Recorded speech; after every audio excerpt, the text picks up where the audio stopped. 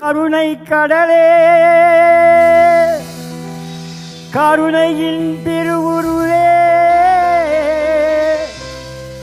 வார்த்தைகள் வழங்கும் வல்லரே தகப்பனே தகப்பனே தகப்பனே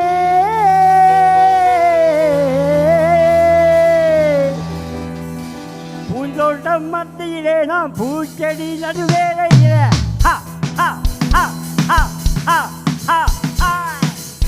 பூந்தோட்டம் மத்தியிலே நாம் பூச்செடி நடுவேளையில சல சல சல சல சல சத்தம் கேட்டுச்சு என்ன சாத்தானின் கூட்டம் ஒன்று வட்டம் போட்டுச்சு பூந்தோட்டம் மத்தியிலே நான் பூச்செடி நடுவேளையில சல சல சல சல சல சத்தம் கேட்டுச்சு என்ன சாத்தானின் கூட்டம் ஒன்று வட்டம் போட்டுச்சு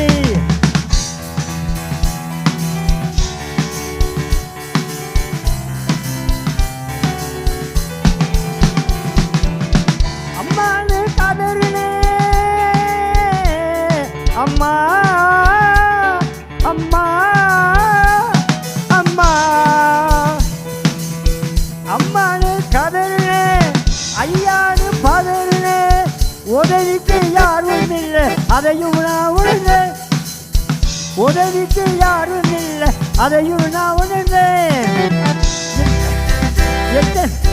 எத்தனையோ எழுதி கொண்டுள்ள பெயர்களை எல்லாம் சொல்லி கூப்பிட்டேன் எத்தனையோ எழுத்துக்களுள்ள பெயர்களை எல்லாம் சொல்லி கூப்பிட்டேன் அத்தனையும் ஓடி ஒழிச்சோ எனக்கு தெரியல வந்த சாத்தானுக்கும் பயந்து ஓடிச்சோ அதுவும் புரியல ஆனா பூந்தோட்டம் மத்தியில நான் பூச்செடி நடு வேலையில பூந்தோட்டம் மத்தியில நான் பூச்செடி நடு வேலையில சல சல சல சல சல வேலை சத்தம் கேட்டது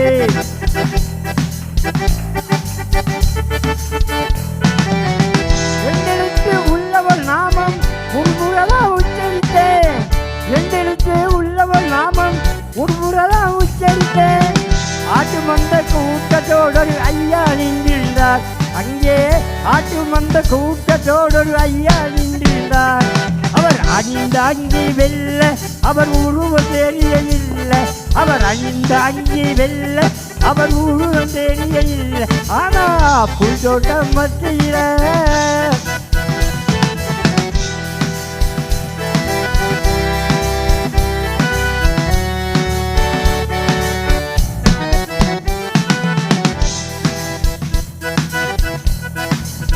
பின்னால் திரும்பி பார்த்த வேலை சாத்தாங்கூட்டம் அங்கில்ல பின்னால் திரும்பி பார்த்த வேலை சாத்தாங்கூட்டம் அங்கில்ல நான் முன்னால் நோக்கி பார்த்த போது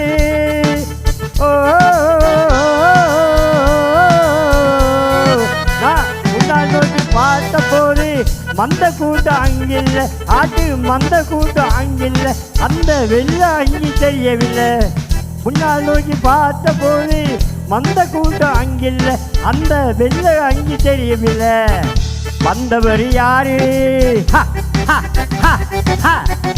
வந்தவர் யாரு உலகாலும் உத்தமரே நமையாலும் நல்லவரே ஆவிக்குரிய தகவலை தந்து போஷிக்க வந்தவர் நம்ம ஆவிக்குரிய தகவலை தந்து போஷிக்க வந்தவர் நாதரே ஏசுநாதரே ஏசுநாதரே ஏசுநாதரே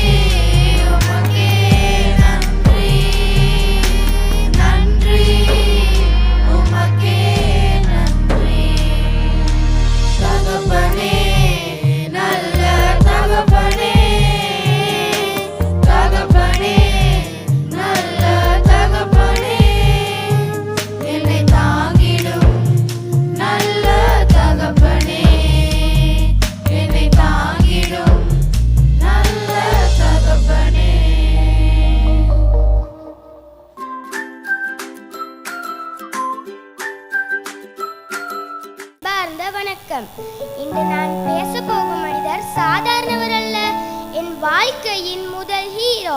என் வெற்றியின் பின்னால் அமைதியாக நின்ற மனிதர் அவர் என் அப்பா.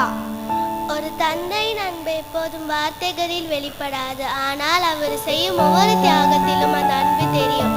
நாம் சிரிக்க அவர் கஷ்டப்படுகிறார். ஒரு குழந்தையின் வாழ்க்கையில் தந்தை என்பது சாதாரண மனிதர் அல்ல. அவர் ஒரு வழிகாட்டி, பாதுகாவலர், நண்பர் மற்றும் ஊக்கமளிப்பவர். நம்மை நல்ல பாதையில் நடத்தி வாழ்க்கையில் உயர வேண்டும் என்று தினமும் பாடுபடுபவர் தந்தை. தந்தையின் அன்பு பெரும்பாலும் அமைதியாக இருக்கும். அவர் அதிகமாக பேசாமல் இருந்தாலும் குடும்பத்தின் நலனுக்காக தினமும் உழைக்கிறார். நம்முடைய கல்வி, எதிர்காலம் மற்றும் சந்தோஷத்திற்காக பல தியாகங்களை செய்கின்றார். இன்று இந்த தந்தையர் தினத்தில் நாம் அனைவரும் ஒரு விடயத்தை நினைவில் கொள்ள வேண்டும். அப்பாவுக்கு பெரிய பரிசுகள் ஒன்றும் தேவையில்லை. ஒரு அன்பான வார்த்தை, ஒரு அணைப்பு. அப்பா, நான் உங்களை மிகவும் நேசிக்கின்றேன் என்ற ஒரு சொல் போதும். நாம் தவறு செய்தால் கண்டிப்பார். ஆனால் அந்த கண்டிப்பின் பின்னால் இருக்கும் அன்பு அளவிட முடியாதது. ஒரு தந்தையின் கனவு தனது குழந்தைகள் நல்ல மதிலாக வளர வேண்டும் என்பதே. அவர்களின் உழைப்பும் அன்பும் காரணமாகவே இன்று நாம் நிம்மதியாக வாழ்கின்றோம். அதனால் என் தந்தையை என்றும் மதித்து அன்புடன் கவனிப்போம். இந்த அழகான நாளில் நம் தந்தைகளுக்கு அன்பு கூறுவோம். அவர்களை அன்பையும் தியாகத்தையும் மதிப்போம். அவர்களை மகிழ்ச்சியாக வைத்திருப்பதே நம் கடமை. தந்தை என்பது குடும்பத்தின் முதுகெலும்பு. அவர் எப்போதும் நம்மை பாதுகாத்து நம் வாழ்க்கைக்கு தேவையான சவால்களை எதிர்கொள்ள தைரியம் அளிக்கிறார். உலகில் உள்ள அனைத்து தந்தையர்களுக்கும் தந்தையர் தின நல்வாழ்த்துக்கள்.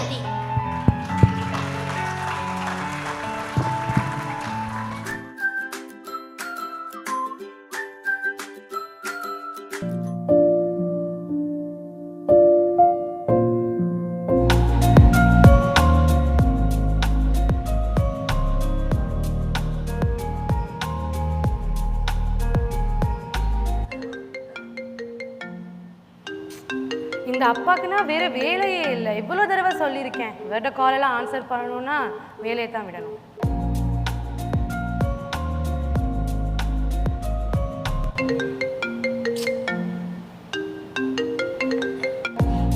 ஹலோ அப்பா, இங்கே பாருங்க, நான் வேலையில் இருக்கேன். தயவு செஞ்சு கால் பண்ணி டிஸ்டர்ப் பண்ணாதீங்க.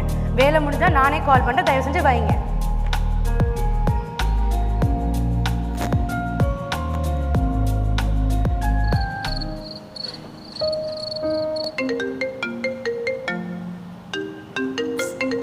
யாரப்பா இது, தூங்க நிம்மதி இல்லை.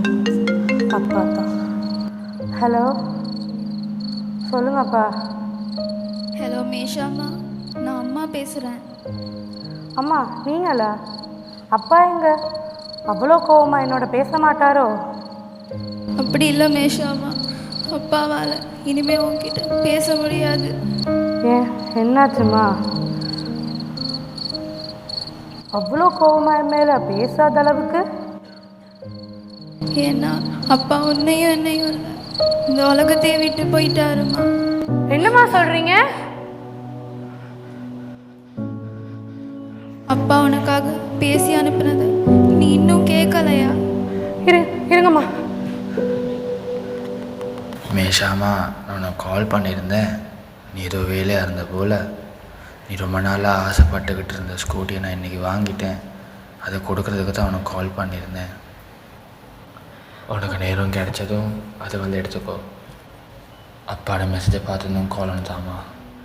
ஐயோ, எல்லாமே ஏன் தப்பு தான், எல்லாமே ஏன் தப்பு தான். அப்பா, இனிமேல் நீங்கள் இல்லாமல் நான் என்ன பண்ணுவேன்? அப்பா அப்பா, இனிமேல் நான் அன்பாக இருந்தால் சந்தோஷமாக இருந்தால் யார்கிட்டப்பா சொல்லுவேன்? என்னை தண்டிச்சிட்டீங்களே அப்பா, என்னை விட்டு இவ்வளோ சீக்கிரமாக போயிட்டீங்களே அப்பா. ஐயோ, நீங்கள் இருக்கும்போதே நான் உங்களை கவனிச்சிருக்கணுமே. எல்லாமே ஏன் தப்பு தான், ஏன் தப்பு தான். நான் உங்களை அன்பே செய்யலையப்பா. அப்பா, இனிமேல் நான் யாரப்பா கூப்பிடுவேன்? ஐயோ அப்பா, என்னை விட்டுட்டு போயிட்டீங்களே அப்பா.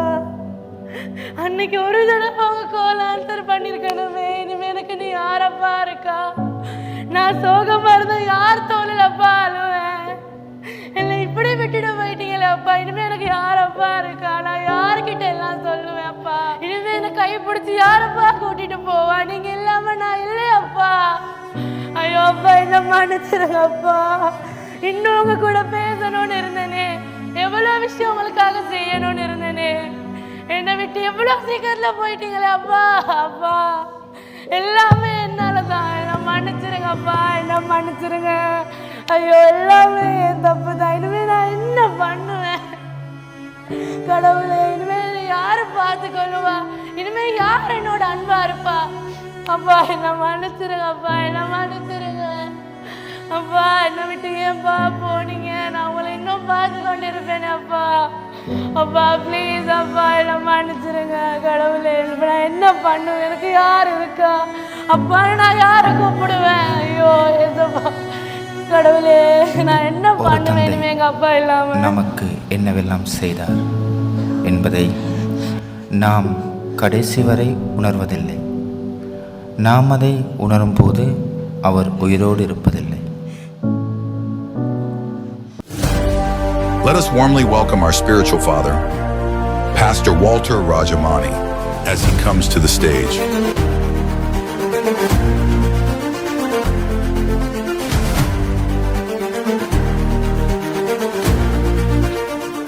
இந்த காலை நேரத்திலே ஆண்டவராகிய இயேசுவின் நாமத்தில் உங்கள் யாவருக்கும் அன்பின் வாழ்த்துக்கள்.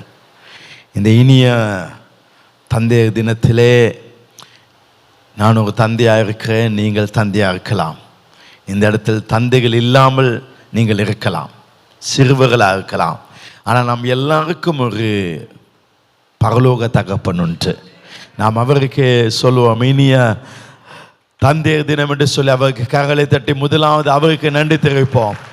ஏனென்றால் அந்த உலகத்தில் இருக்க எல்லா அன்பையும் விட நமக்கு சிறப்பான அன்பை கொடுத்தவர், நம்மை வாழ வைத்த தகப்பன் அவர், நமக்காக எல்லாவற்றையும் இழந்தவர் அவர். அவருக்கு நன்றி என்று சொல்லுவோம். மறுபடி உற்சாகமாக கைகளை தட்டி ஆமென், ஹல்லேலூயா. உட்காரலாம்.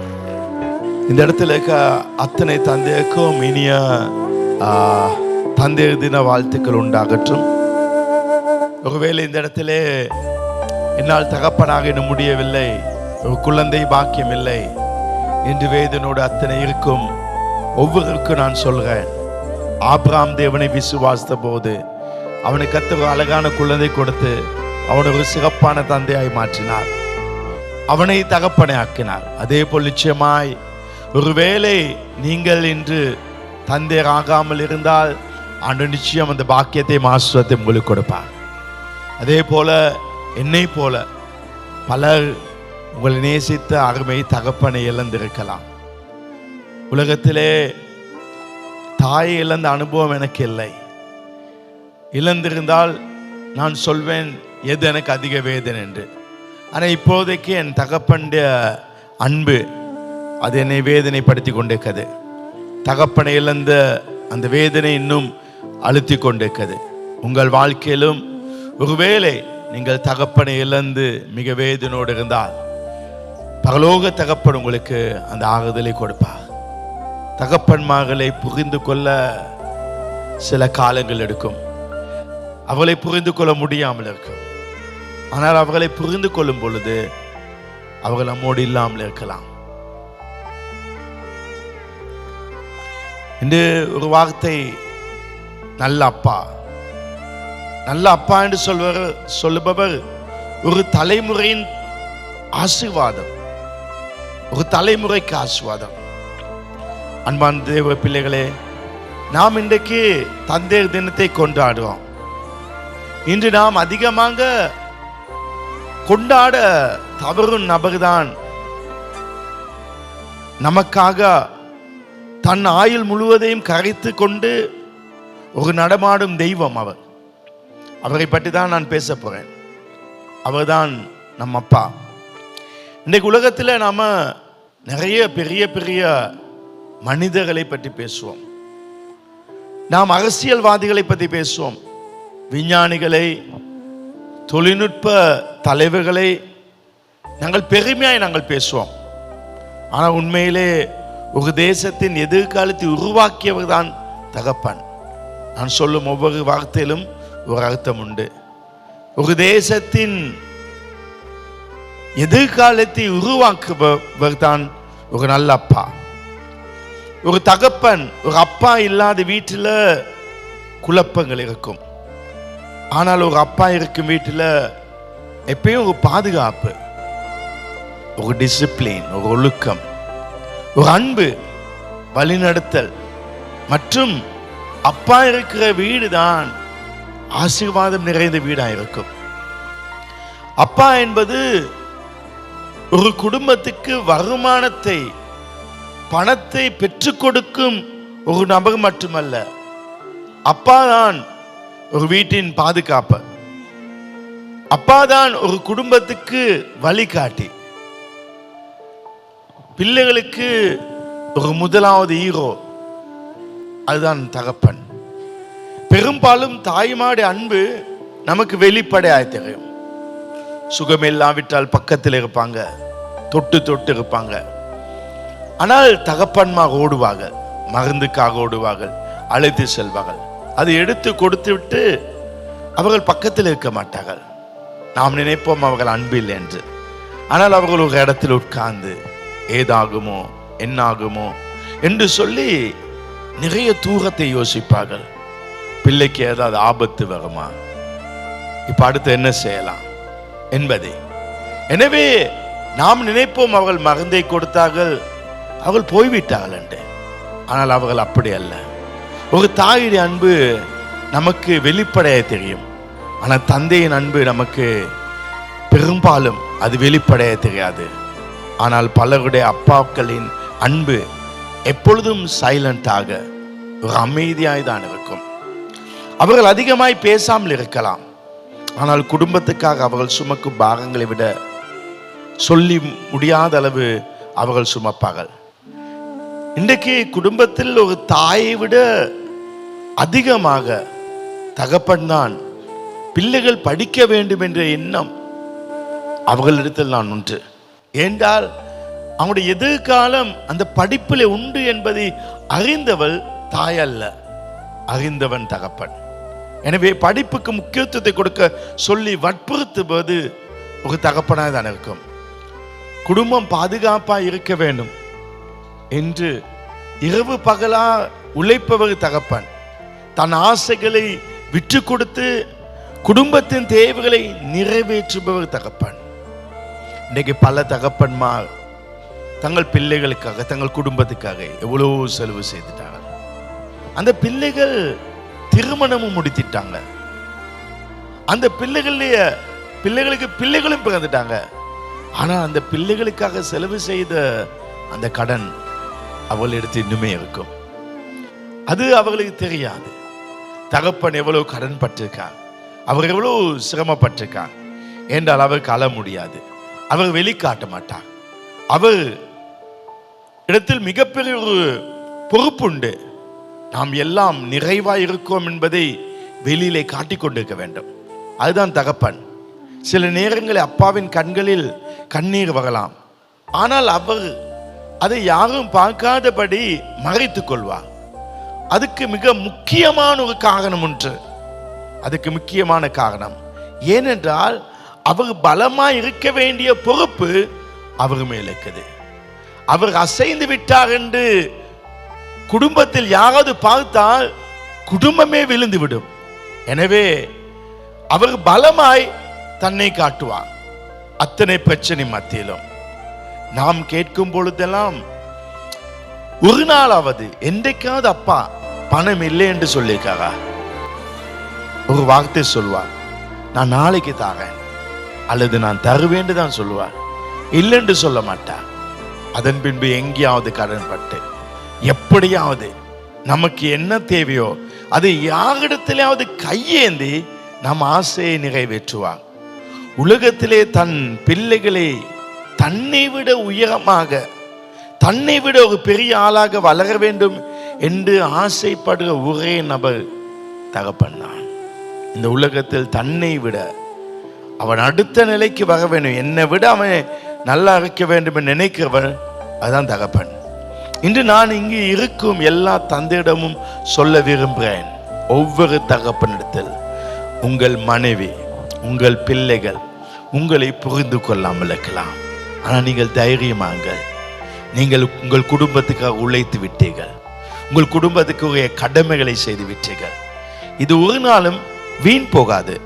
உங்களுடைய தியாகங்கள், உங்கள் அர்ப்பணிப்புகள் ஒரு நாளும் வீண் போகாது. நீங்கள் செய்தது என்ன என்று யாருக்கும் தெரியாது. ஏனென்றால் அது இலகுவாய் வந்தது என்று அவர்கள் நினைப்பார்கள். ஆனால் நீங்கள் செய்த தியாகம் இன்றைக்கு உங்களுக்கு தெரியும். அது ஒரு நாளும் உங்களை விட்டு வீண் போகாது. நீங்கள் விதைத்த ஒவ்வொரு நல்ல விதைகளும் ஒரு நாள் பிள்ளைகள் வாழ்க்கையில அது ஆசீர்வாதமாய் இருக்கும். இந்த இடத்துல இருக்கும் பிள்ளைகளுக்கு நான் சொல்லுகிறேன், அருமை பிள்ளைகளே, இன்று உங்கள் அப்பாவை மிக அதிகமாய் மதியுங்கள். இந்த ஸ்பீச்சில் எனக்கு ரொம்ப பிடிச்ச வசனம், யாருமே உங்க அப்பாவை பூரண மனிதனாய் பார்க்காதீங்க. உங்க அப்பா ஒரு நாளும் பூரண மனிதர் அல்ல. என் அப்பா எல்லாவற்றிலும் பூரணமாய் இருக்க வேண்டும் என்று யாராவது நினைத்தால் அங்கு பிரச்சனை வரும். உங்களுக்கும் அப்பாவுக்கும் இடையில பிரச்சனை வரும். ஆனால் அப்பாக்கள் பூரணராய் இருக்க மாட்டார்கள். நான் இந்த சர்ச்சில் இத்தனை வருஷம் ஊழியம் செய்றேன். என் டேடியையும் பார்த்தேன். அவரிடத்தில் எல்லாமே பரிபூர்ணமாய் இல்லை. ஆனால் அவர் நமக்கு செய்ய வேண்டிய ஒவ்வொரு கடமைகளை செய்திருக்கிறார். ஆகவே ஒரு தகப்பன் பூரணமாய் இருக்க வேண்டும் என்று நினைத்தால் நீ தப்பு பண்றாய். ஏனென்றால் எதிர்காலத்தில் உன்னாலும் பூரணமாய் இருக்க முடியாது. நீங்கள் அந்த பூரணத்தை எதிர்பார்க்கும் பொழுது உங்களுக்கு உங்க அப்பாவுக்கு இடையிலே இடைவெளிகள் வர ஆரம்பிக்கும். அவரிடத்தில் பலவீனங்கள் இருக்கும். அவைகளை அறிந்து கொள்ளுங்கள். எனவே ஒரு தகப்பன் தன் கடமையை செய்கிறாரா அதை மாத்திர நீ பார். அப்பொழுது உறவு பலமாயிருக்கும். உங்களுக்காக அவர் முடிந்த எல்லாவற்றையும் செய்த மனிதர். அவருடைய அன்பு சில நேரங்களிலே கடுமையாய் தோன்றும். ஆனால் அந்த கடுமையின் பின்னால் உங்களை உயர்த்த வேண்டும் என்ற ஒரு ஆசைதான் ஒன்று. ஒரு கசப்பான உண்மை தெரியுமா? ஒரு கசப்பான உண்மை என் ஸ்பீச்சில் இரண்டாவது பிடித்த ஒரு காரியம், பிள்ளைகளாகிய நாங்கள் அல்லது பிள்ளைகளாக நீங்கள் வளர வளர உலகம் பெரிதாகி கொண்டு போகும். பிள்ளைகளாக நீங்கள் வளர வளர இந்த உலகம் ரொம்ப பெருசாகி கொண்டு போகும். ஏன்? நண்பர்கள் வருவார்கள், வேலை கிடைக்கும், மொபைல் போன் இருக்கும், நிறைய ஃப்ரெண்ட்ஸோட நிறைய பயணங்கள். நீங்க வளர வளர உலகம் பெரிதாகி கொண்டிருக்கும். ஆனால் அப்பாவுக்கு வயசாக ஆக இந்த உலகம் சின்னதாகி கொண்டு போகும். அவர் எதிர்பார்ப்பது அந்த உலகம் சின்னதுல, அவருடைய சின்ன உலகத்துல பிள்ளைகள் மட்டும்தான். சொந்தங்களோ உறவுகளோ இருக்காது. நாம் காட்டும் அன்பை எதிர்பார்க்க 4 வார்த்தைகள், என் பிள்ளை என்னோடு பேச மாட்டானா, அதை தான் தகப்பன் எதிர்பார்க்க. திரும்ப சொல்லுறேன், நீங்கள் வளர வளர உங்க உலகம் பெருசாகி கொண்டு போகும். நிறைய பேர் சேர்ந்து கொண்டுப்பாங்க. ஆனா அப்பா வயசாக ஆக அவருடைய உலகம் சின்னதாகும்.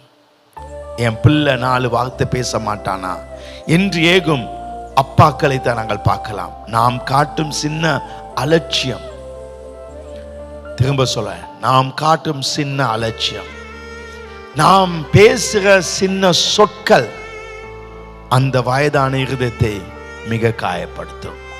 தகப்பனோடு பேச முதல் சிந்திக்க வேண்டும்.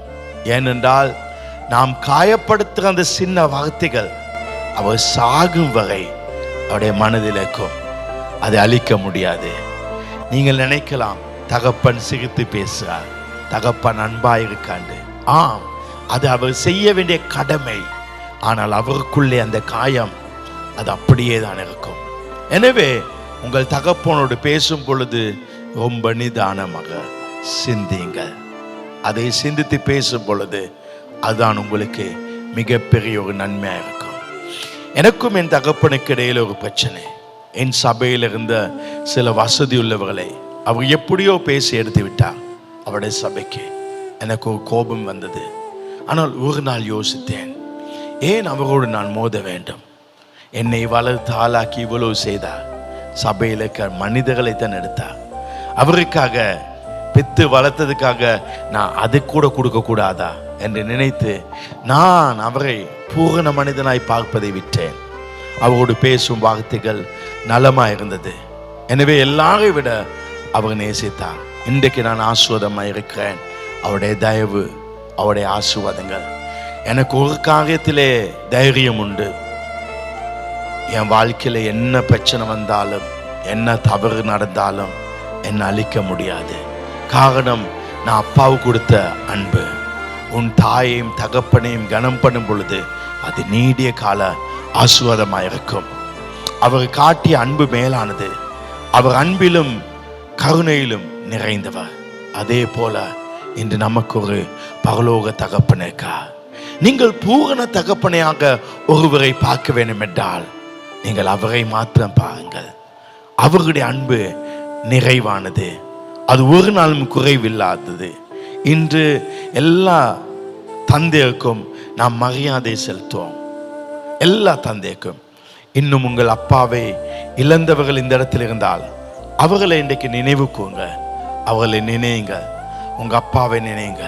அவர் எப்படி இருந்தார், அவர் எப்படி உங்களோடு வாழ்ந்தார் என்பதை கொஞ்சம் நினைங்கள்.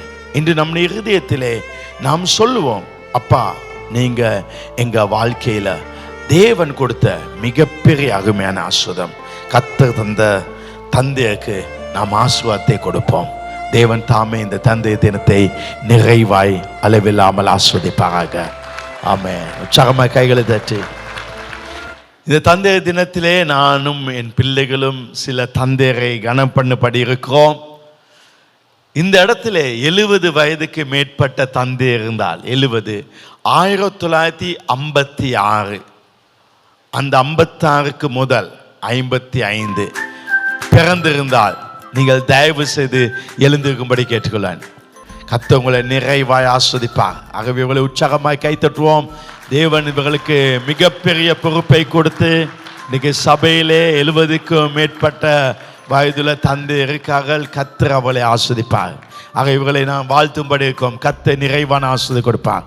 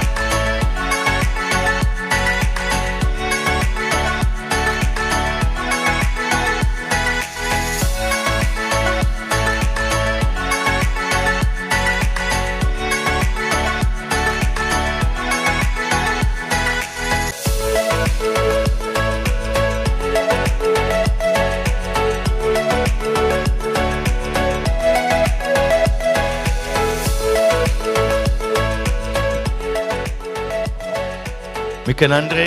கடவுள் அவர்களை ஆஸ்வதிப்பாராக. அவர்கள் நம்ம சபைக்கு மிகப்பெரிய சொத்தாக இருக்கார்கள். ஆமென். அவளை கத்த நீடி ஆயுளை கொடுக்க வேண்டும், இன்னும் சுகமாய் வைக்க வேண்டும், வியாதி இல்லாமல் கடைசி மூச்சு வரை அவர்கள் வியாதி இல்லாமல் சுகபலத்தோடு தான் இருக்க வேண்டும். ஆமென். மறுபடியும் உற்சாகமாக கைகளை தட்டுவோம்.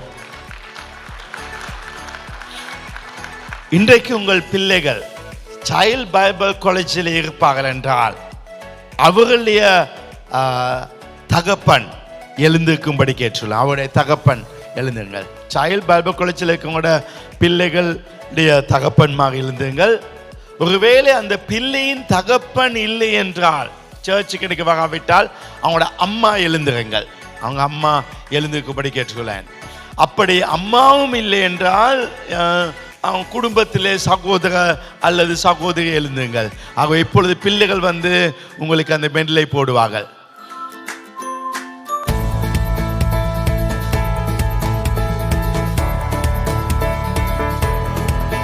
கொஞ்சம் லைட் எல்லாம் போடுவீங்களா? எல்லா லைட்டும்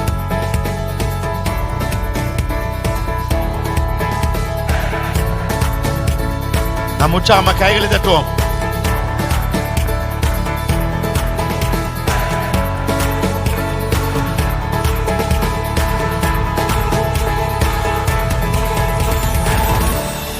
கொஞ்சம் பிள்ளைகள் பக்கத்திலே எங்க போட்டோ டக்குன்னு எல்லா இடம் டக்குன்னு எடுத்து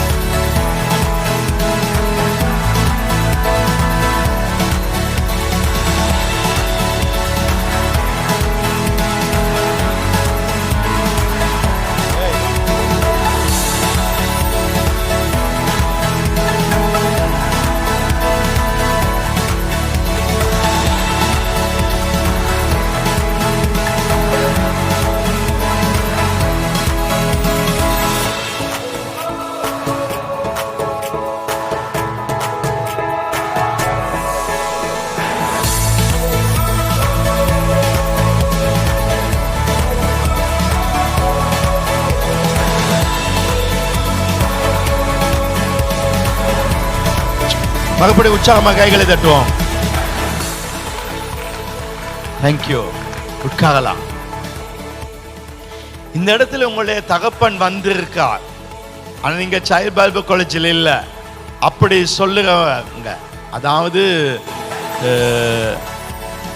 இந்த இடத்துல உங்க பிள்ளைகள் வந்திருந்தா மட்டும் அவங்க சைல்ட் பைபிள் காலேஜில் இங்கே இருக்காங்க, அவங்க எழுந்திருக்கும்படி கேட்டுக்கொள்ள. உங்க பிள்ளைகள் வந்திருக்காங்க, இந்த சர்ச்சுக்குள்ள இருக்காங்க, அப்பா அம்மா எழுப்புங்க. அவங்களோட பிள்ளைகள் வந்து நீங்க இந்த மெடல் எடுத்து அவங்களுக்கு போடுங்க. அவங்க என்ன கலர் ஷர்ட் போட்டு வந்து காணிப்பாங்க. சிகப்புனா சிகப்பு போட வேணாம், நீல கலரை போடுங்க, வந்து போடுங்க.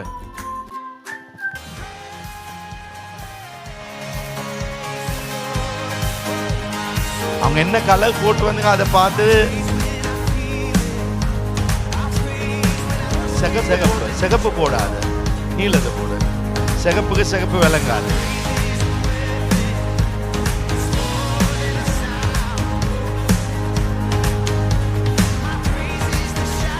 எனக்கு யாங்க மெல் போடல.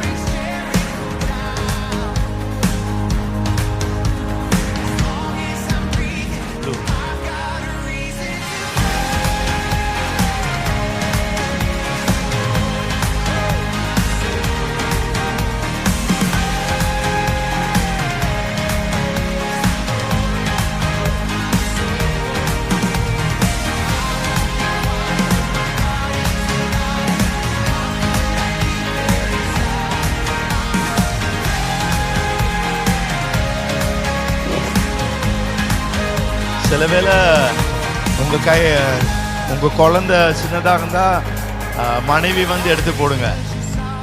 குழந்தை வந்து சின்னதாக இருந்தா வைஃப் வந்து எடுத்து போடுங்க.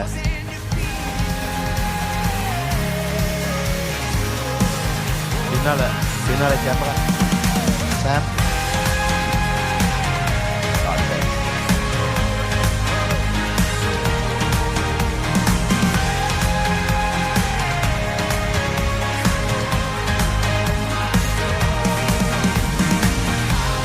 God bless you. உட்காருங்க. மற்ற தகப்பன்மார் எல்லாம் எழுந்துங்கள். சைல்ட் பைபிள் காலேஜில் இருந்து உங்களுக்கு இந்த மெடல்களை போடுவார்கள். மற்ற தகப்பன்மார் எழுந்துங்கள், உங்களுக்கு போடுவார்கள்.